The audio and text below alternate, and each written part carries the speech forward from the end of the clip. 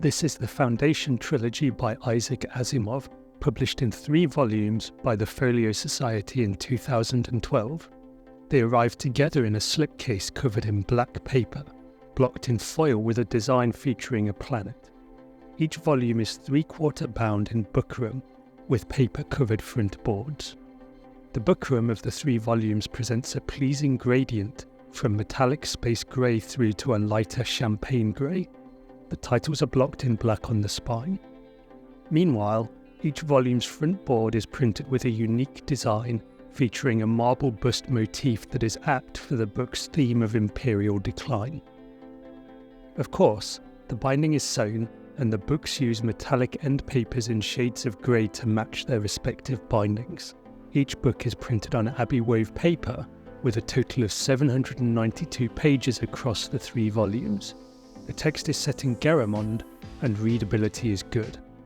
The illustrator for this edition was Alex Wells, who has provided quite a generous complement of images.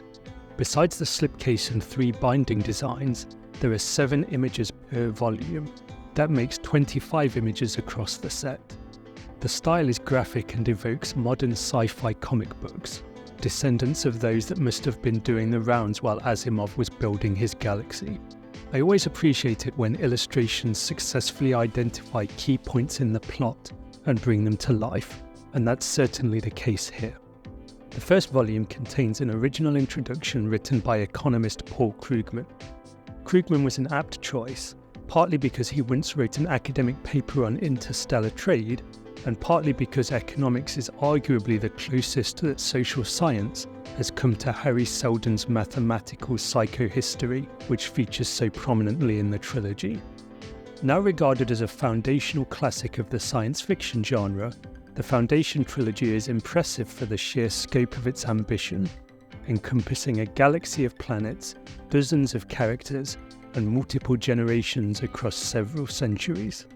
Also impressive is the intelligent use of social forces, economics, religion, and so on, to move the plot forward. Asimov clearly understood that a society's collapse is often due to its own decadence rather than a hostile invader. All that said, the pacing is often uneven. Many of the characters feel pretty one-dimensional, serving as vehicles for plot advancement rather than living, breathing members of the world. And the resolution of some plot points along the way felt a bit contrived.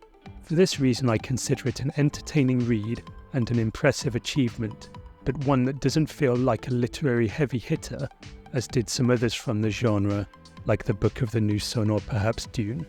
As far as the edition itself is concerned, though, this is another nice offering from the Folio Society.